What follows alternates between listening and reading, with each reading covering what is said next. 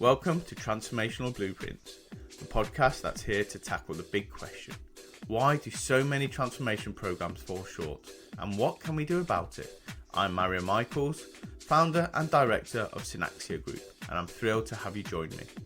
In this series, we go beyond theory, bringing you first-hand stories and insights from some of the world's top architecture and transformation leaders. It's all about sharing real-world lessons, sparking fresh ideas, and giving back to the architecture community. So whether you're looking to learn, be inspired, or stay ahead of the curve, grab your coffee, settle in, and let's dive in together. Welcome everybody. Today we'll be talking to Vikram Karumbaiah about legacy systems modernization and the role of architecture. Vikram has about 25 years of experience as a software professional, started his career building applications to modernize systems and address the Y2K issue for large banks, and have since worked in various roles and domains ranging from embedded systems, healthcare, ad tech, subscription billing, payment processing, customer engagement, and identity protection. So, Vikram, welcome to the podcast. Thank you, Mario. Good to be here. Why don't we start with a little bit of background about how you got to where you are now? Sure. Well, like you just said, I've been a professional, software professional for almost 25 years. I started my career in India, writing applications to help solve, issues with Y2K, obviously the 4-digit year. It was interesting. I was just talking to a friend's daughter a few days ago, and she was like, what is Y2K? And what is, the problem with the 2-digit year? She was obviously born after the year 2000. So interesting. Oh, God. It's been a while. So yeah, I started off as a developer writing applications in VB6 and Smalltalk, and then of course moved to .NET and SQL Server and Oracle, and through various roles from an individual contributor to, now I lead a team of architects at Tenerity, a great bunch of guys. And yeah, we're currently in the process of modernizing some very old legacy systems, moving it from an on-prem infrastructure, stuff that's been written ages ago, almost like 40 years ago, I think, and moving it into a cloud native solution. Okay. Tell us a little bit about Tenerity then. What do they do? And you're chief or head of architecture over there, aren't you? Yeah. So Tenerity is a company that provides, loyalty programs and customer engagement solutions, as well as identity protection solutions to various banks, large, financial institutions and retail partners. We're present obviously in the US, also, mainly in the UK and Europe, and a small footprint in Brazil, where we offer these programs to a lot of different financial and retail institutions. The company's grown over a long time. I think the original sort of company was established almost 40 years ago, maybe a little over. So, we've grown through a lot of acquisitions and divestitures and stuff. So, yeah. Okay, fair enough. Well, the question from our previous guest then is, give me 10 architects and you'll get 20 methods and a heated argument. When can you call yourself an architect if architects can't agree what it is? Well, that is an interesting question. Yeah, certainly as the head of architecture here at Tenerity, it's you have brilliant minds trying to solve a problem that's not always very easy to solve, for sure. And yes, you do have differences in opinion. There's different ways to approach and address a problem, and it's a question of always keeping in mind, what is that business outcome? What is the strategy? What is that your North Star? What are you trying to achieve? And therefore, what is the best way to get there? There might be multiple ways to get there. And certainly as the head of architecture, for me, it's certainly important to be able to foster that discussion and that engagement while still maintaining, that view of where you want to be and how you want to get there. Yeah, at some point, the discussion sort of resolves itself because, if you have a good team, then you're all trying to solve the problem. It obviously, human beings being human beings, there's, you get attached to a particular solution or a way to address a problem. And that's where, as a leader, one needs to sort of step in and help guide that discussion to end. But really, focusing on that North Star, that outcome Yeah. is really the way to get, the best way to sort of get to that solution. Okay. Vikram, what do you think makes a great architect in today's world? Yeah. Mhm. That's a good question. I mean, certainly Million dollar a great question, art. right? Say again. $1 million question, right? Oh yeah, definitely, definitely. I mean, if one had that answer, I mean, it is a good question, and it is a question that I think obviously has different answers depending on who you ask. But in my opinion, a great architect is someone that has a good understanding of the business. Really, you can be a developer or a product owner and so on, and you have that focus, and that is necessary. But I think from an architect's perspective, you have to have a broader view Yeah. of not just the technology, but also the business domain. You have to be able to obviously communicate with the various stakeholders in the business and be able to have those interpersonal Yeah. skills to communicate effectively. Actually, I was thinking about this when I was listening to a previous podcast. I think this was with Rosangela Sanchez. And I Yeah. think you'd asked the question about, whether she knew of a good resource or a book. And I actually did read a really good book on this. It's called The Culture Map Okay. by Erin Mayer. Okay. And I've found this really useful, as an architect dealing with different cultures across different countries and, ways of communicating. And I think this book was really helpful, at least to me, to help sort of understand and sort of modulate myself Yeah. when dealing with these. But yeah, I mean, a few other sort of attributes of an architect, I think, would be, obviously being collaborative. Yeah. And yeah, being strategic and yet pragmatic in terms of getting. I mean, at the end of the day, as an architect, you're trying to achieve the organization's goals and Mhm. outcomes. So yeah, I mean, I think that's in my mind what make a good architect. It's a really difficult one, is it? 'Cause how do you assess that? When you're Yeah. trying to grow your team or trying to bring someone new into the team, you're Mhm. right. And I think 90% of the people that answered this question have said it's something around soft skills rather than Mhm. technical. And some soft skills are really easy to assess. Yeah. Communication, do they, Yeah. how do they articulate? Do they take you on a journey and so on? Really easy in an interview to do that. Yeah. But things like strategic mindset and Mhm. collaborative working in a one-to-one interview or whatever the setup is, it's really difficult to do that. So I can understand why there is quite a lot of turbulence in the market. I mean, Okay. some of those skills also are, learned. I mean, you sort of Yeah. evolve into that. Yeah, I mean, if I were to interview an architect today, I'll probably be, evaluating that person based on some technical knowledge, previous experience, and those sort of things. But Yeah. the culture of the organization itself sort of, helps build some of those characteristics, I think. Yeah. Okay. Okay. So we're going to talk about modernizing legacy systems. I suppose the number one reason why people would want to do it, or one of the key reasons businesses would want to do it, is because they want to get rid of some of these hidden costs. So Mhm. beyond just sort of maintenance, what are some of the hidden costs to keeping legacy systems alive?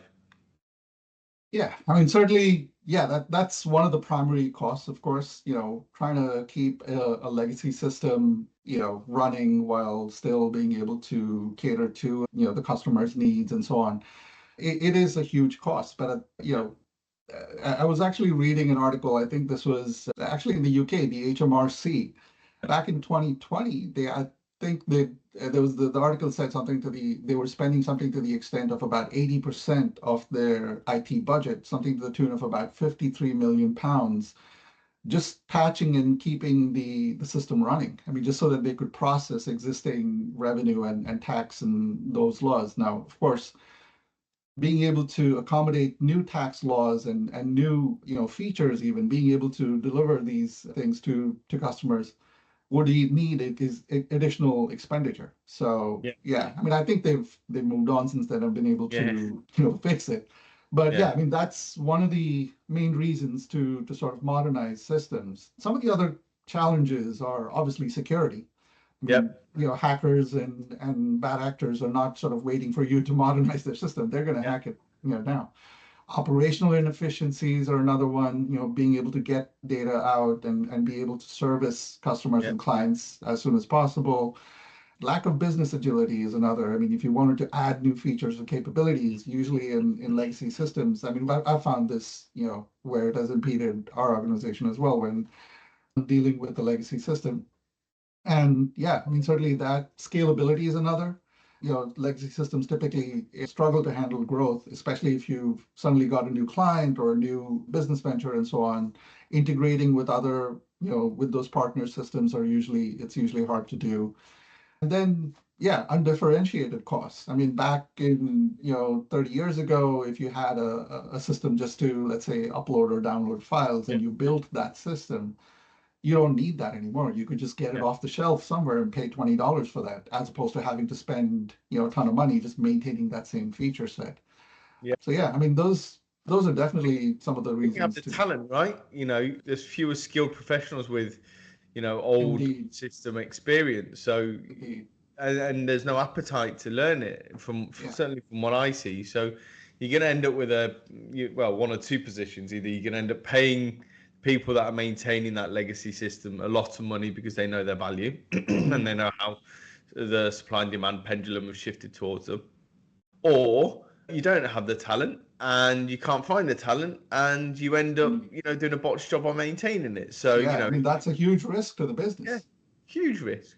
How does reliance on, and you mentioned around sort of agility and innovation, how does Mm. reliance on legacy systems slow down innovation? And I suppose, what's the opportunity cost of delaying that modernization?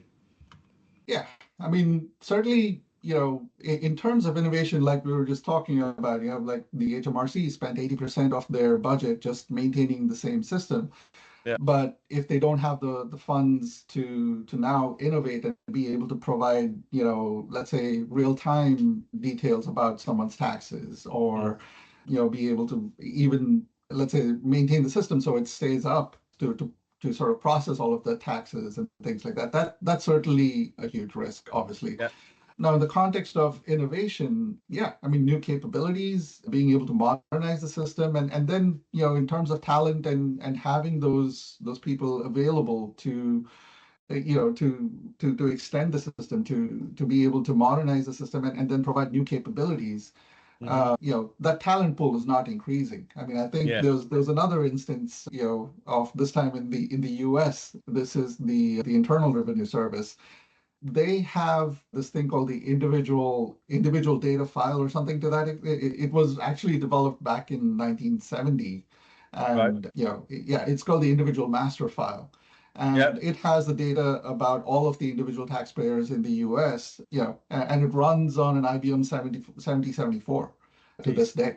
So yeah, the cost of, like, having, I mean, it was written in assembly language and COBOL, and that talent pool is not getting bigger by the day. Yeah. I mean, Yeah. there's fewer and fewer people. So obviously, those are massive risks, to something like the IRS, for instance, and Awesome. other organizations that have older technology like that. So yeah, there's definitely an urgency to modernize the systems and Yeah. then be able to give businesses the ability to move forward. And Uh, there's also a security risk which you've oh jumped yeah, on. So huge. what are some of the biggest security risks, and how should organizations prioritize addressing them? Yeah, I mean, outdated and unsupported software, Yeah. end of life software. I mean, these are the things that cause risks to the business because now you're forced to modernize as opposed to being, deliberately sort of Yeah. choosing to move forward. And these sort of things, especially if they're not sort of planned, and you suddenly realize that, hey, this system went down and we don't have support for it, then that's obviously a huge risk to the business.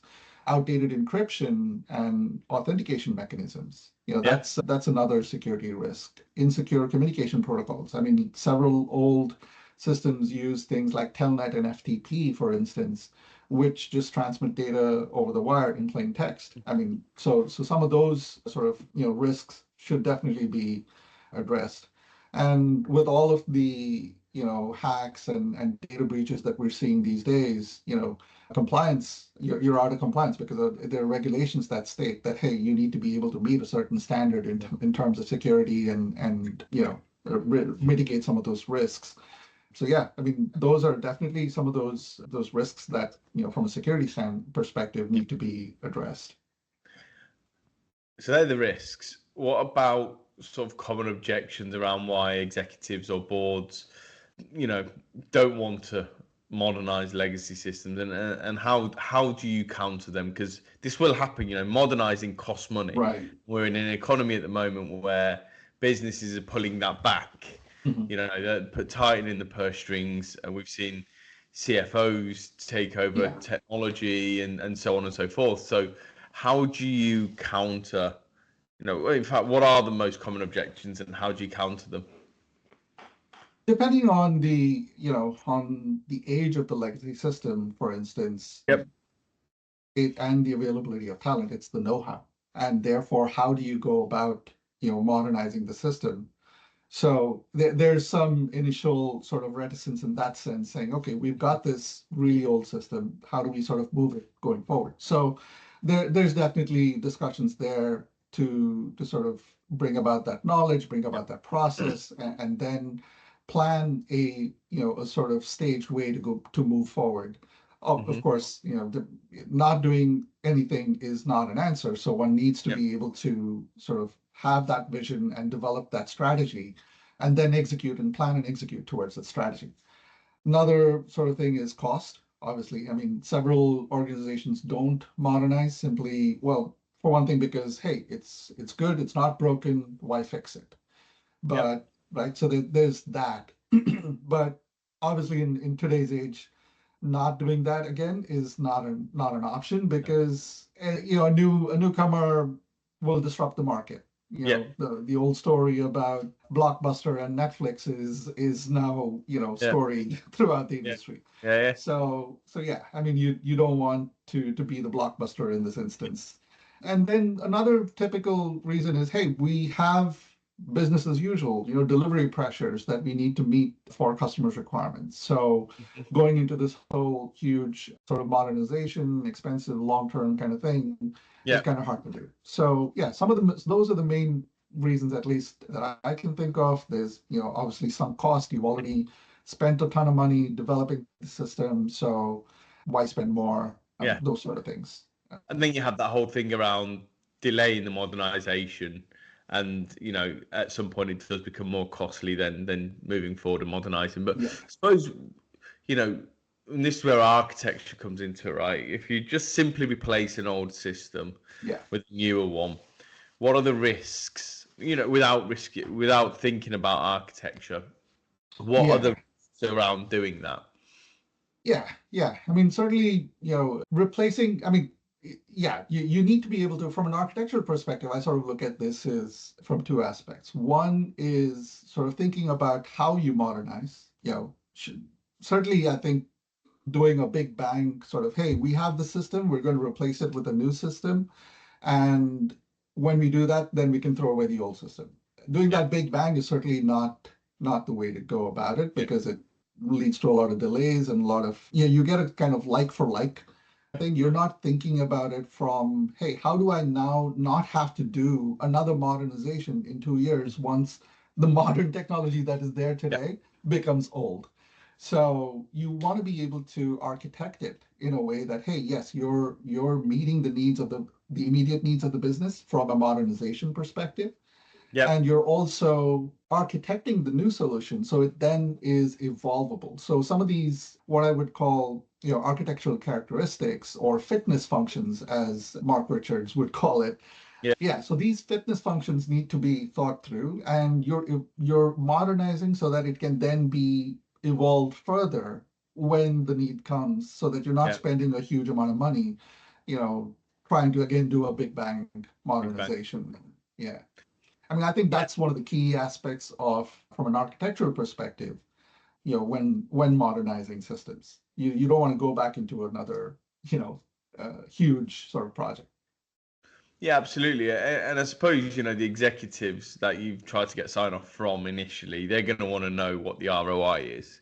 So Yeah. how should teams measure that success?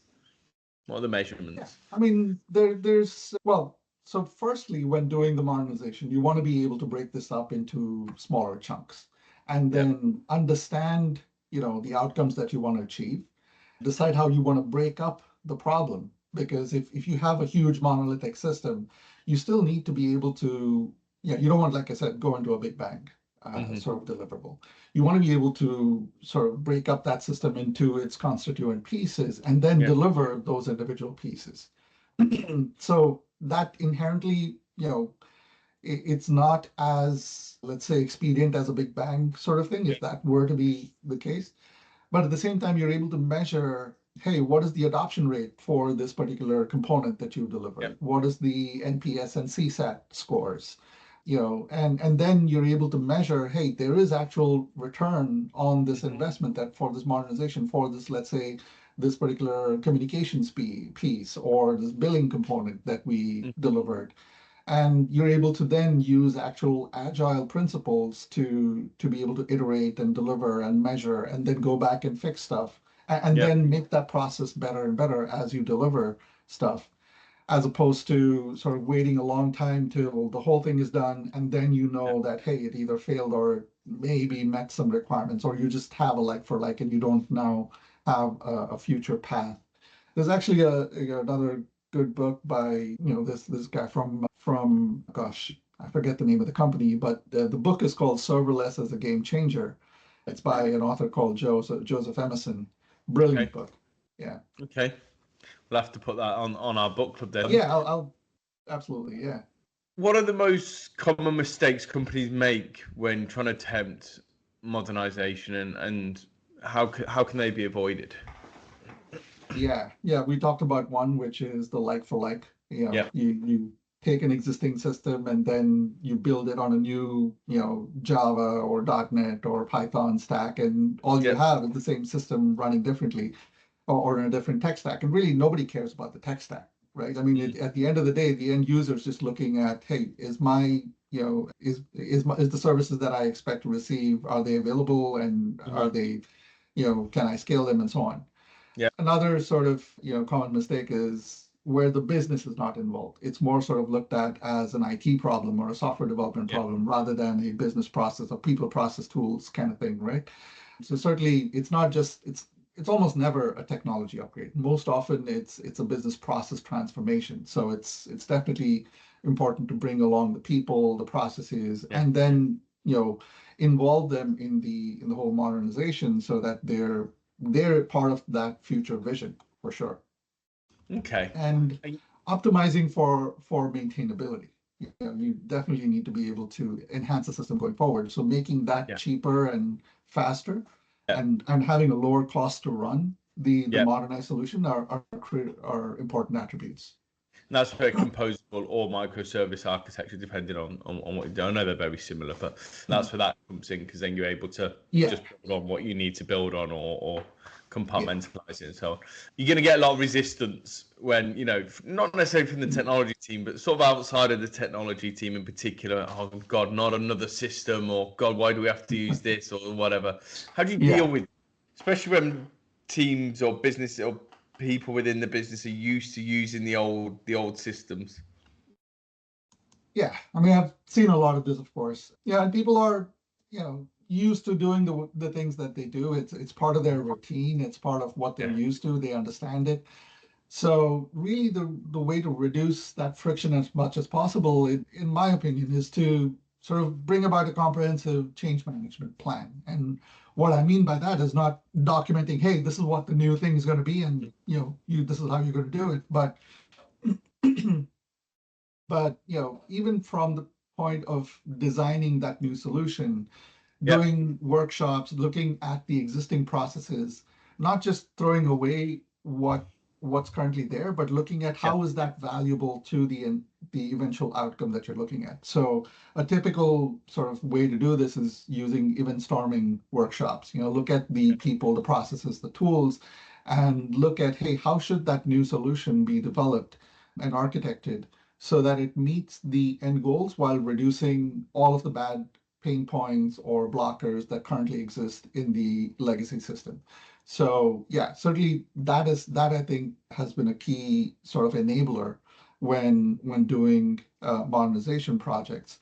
From a people perspective, yeah, being communicative, doing like town halls to say, hey, this is what the end state will be. What is your opinion? In engaging with the clients, customers, and people that actually use the system, and showing them how the new solution will either make things better or make things cheaper or faster.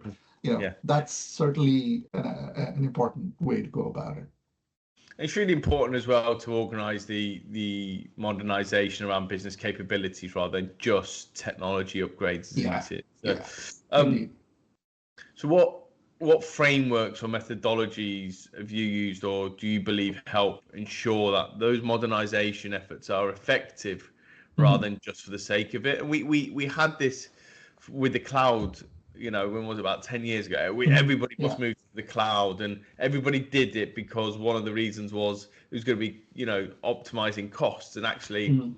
10 years on now, businesses are thinking, well, actually, it's probably costing us probably either the More. same or a little bit more, but Yeah. whatever the reason. So they're now moving to a hybrid cloud environment, for Yeah. example, hybrid on-prem and cloud or whatever. So you got to make sure that is effective rather than Mhm. just, everyone's at risk with AI. Let's all do AI, not knowing Yeah. exactly what what it Yeah. is. So yeah, rather than doing it for the sake of it, what frameworks or methodologies have you seen work? Yeah. Yeah. We just talked about doing event storming, being trying to understand what to build, and understanding the domain itself Yeah, is, I think, an important, way to sort of determine, hey, do we even need to build it? yeah, Do we, because code is a liability. I mean, yeah, if you build it, you own it, you need to yeah, patch it, you need to take care of it, going forward. And therefore, at some point, you need to modernize it. So yeah, determining whether to build or buy is an important discussion to have when modernizing systems. Certainly understanding the business domain, understanding the capability that you're trying to modernize, those yeah, are important aspects of it.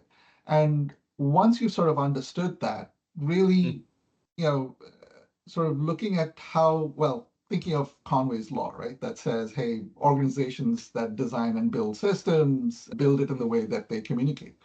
So now applying the inverse of it, which is essentially saying that, hey, if this is the way that I build a system, your process is going to change, and it'll yeah, now be a lot more efficient, and sort of having that discussion as well is sort of really important, because that now lets you sort of use frameworks like Wardley mapping, which mm, determines, hey, is this a priority for the business? Is this something that will, be profitable for the business, or reduce yeah, expenditure, or increase, net promoter scores and so on?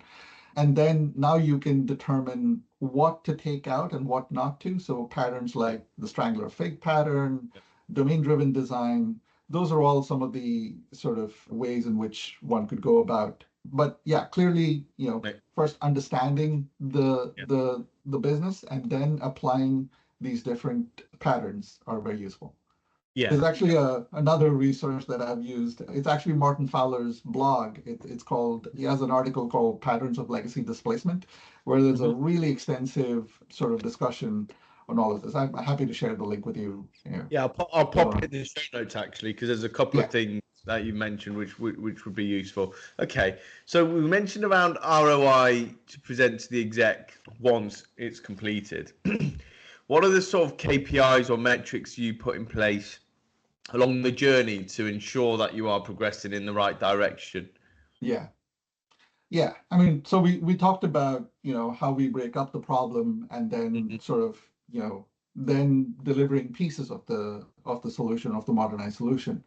Now, once you've done that, you need to obviously be able to measure, progress, and essentially say, what are your lagging and leading indicators? Now, Yeah, a leading indicator is important to understand in the modernization project, to see that, hey, are we on track to meet that goal? yeah, So things like system performance metrics. Hey, mhm, I used to be able to send out an email to all of the people that enroll today at the yeah, end of the day, versus, hey, it takes me 10 seconds for, so that way when a customer service agent is talking to, a subscriber or whoever, they're able to say, hey, you're going to receive a confirmation of whatever action yeah, within the next minute, right? As Yeah. opposed to, hey, you 24 hours. So that's a much better customer experience.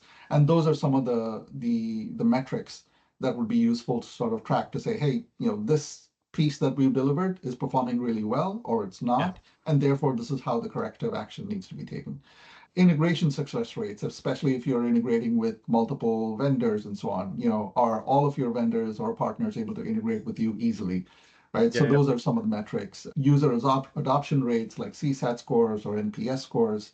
Mhm. Some of those are, and of course, the best one of all, cost savings. How much does it Yeah. cost me to deliver the service?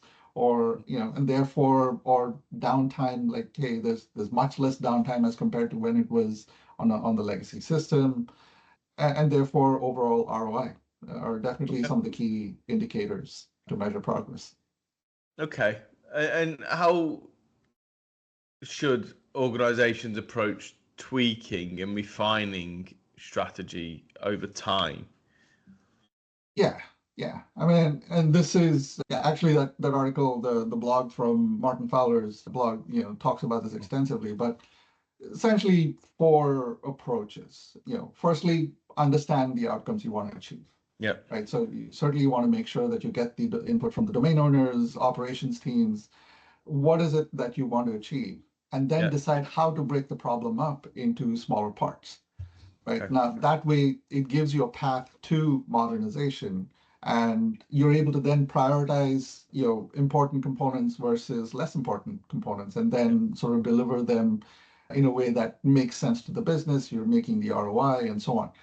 Yeah, once you've delivered that, then change the organization Mm-hmm. to now follow those processes, right? I mean, this is, of course, right from the beginning. You need to be Yeah. able to, but yeah, the tools are one thing, but people and process also needs to come along with that, as Yeah. opposed to just the technology aspect of it.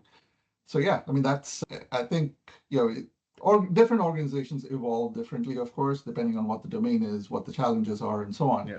But at a high level, I think that's at least what I think would be, a useful way to go about it. Okay. Fine. That makes sense. We're going to move on to our quickfire questions now. So the first one is, what advice would you give to a newly appointed chief architect? Now, you've been through this journey yourself, Yeah. got promoted internally. Going back now, what advice would you give to someone in your position?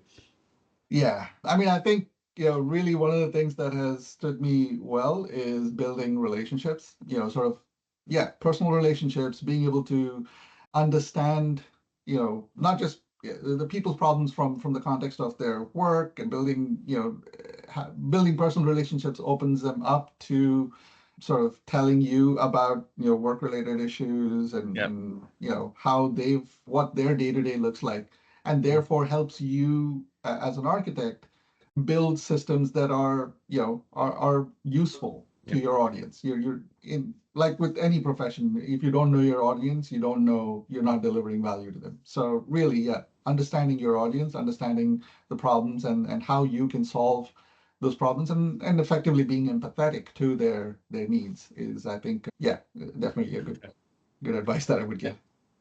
And think going back to earlier on in your career, is there any advice you wish you'd received? Actually, I was lucky enough to have actually received that Yeah. advice. Yeah. So just thinking back, if I had not received this, I think I would have regretted it. Fine. And I think Fine. I was Fair. lucky to have worked with a couple of startups Yeah. and some great mentors earlier in my career. Shout out to Mark Friedman and Terry Harris, who were Okay. my Fine. mentors back then.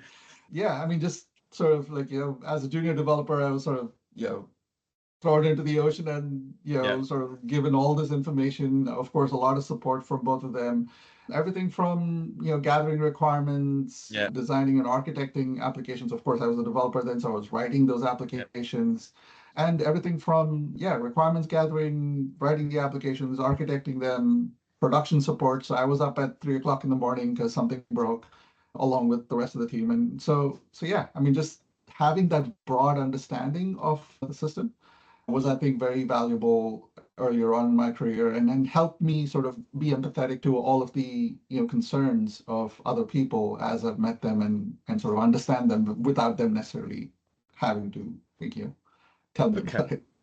Yeah, no, that makes sense. Okay. Question around sort of CIOs, CTOs, what do you think, you report into one at the moment as well, what do you think they actually care about?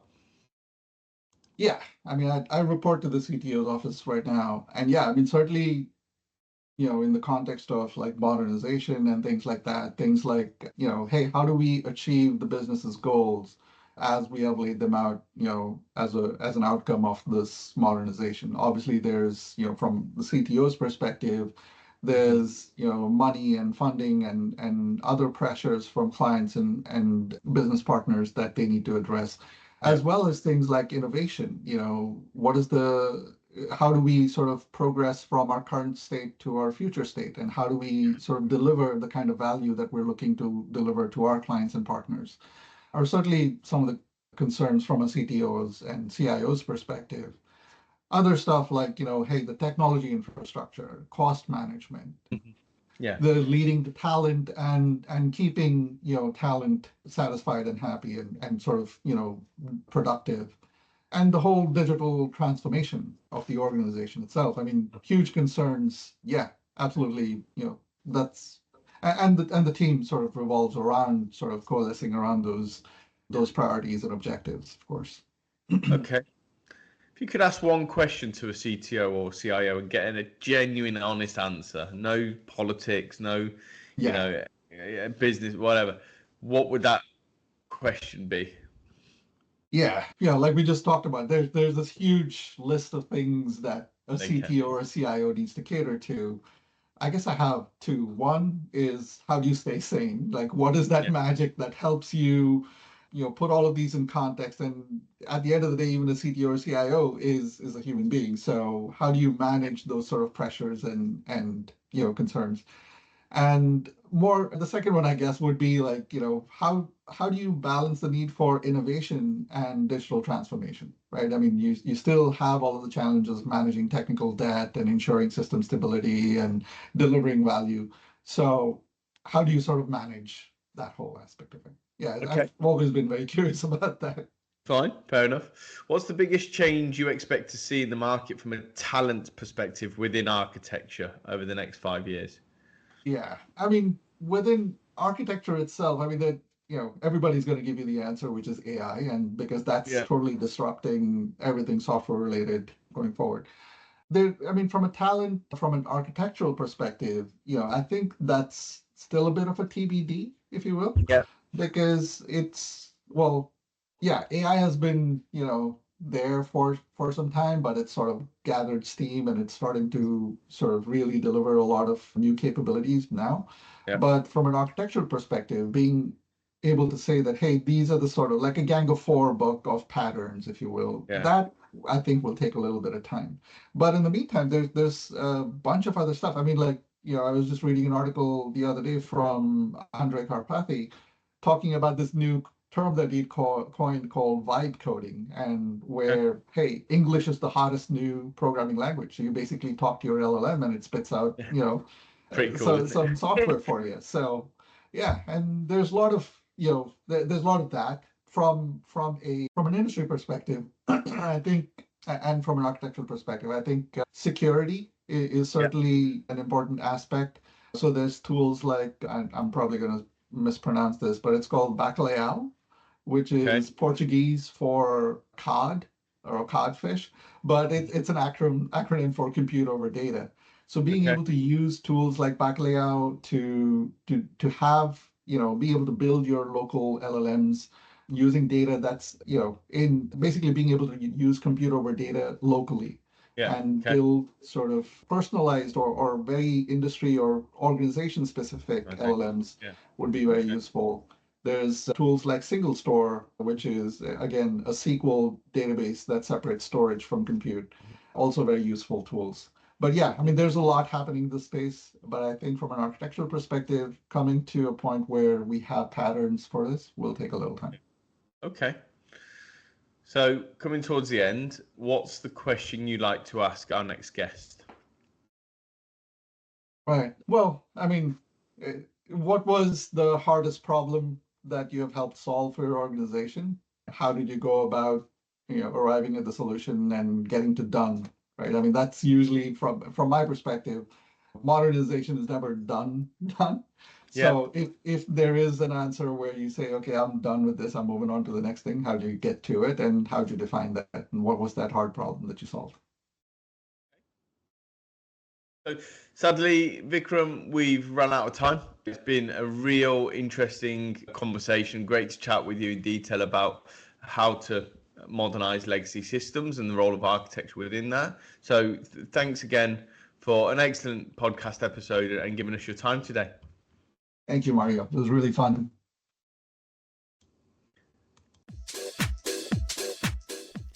And that's a wrap on another episode of Transformational Blueprints. Thank you so much for tuning in. I hope you found plenty of insights and takeaways to fuel your journey. If you enjoyed the episode, I'd be incredibly grateful if you could share it, leave a review, or give us a like. It helps us reach more people in the industry who can benefit from these conversations. Don't forget to follow Synaxia Group on LinkedIn to stay updated on new episodes. The links are in the show notes. Join us next time for more tips, strategies, and stories from some of the brightest minds in technology and transformation. Until then, take care and keep transforming.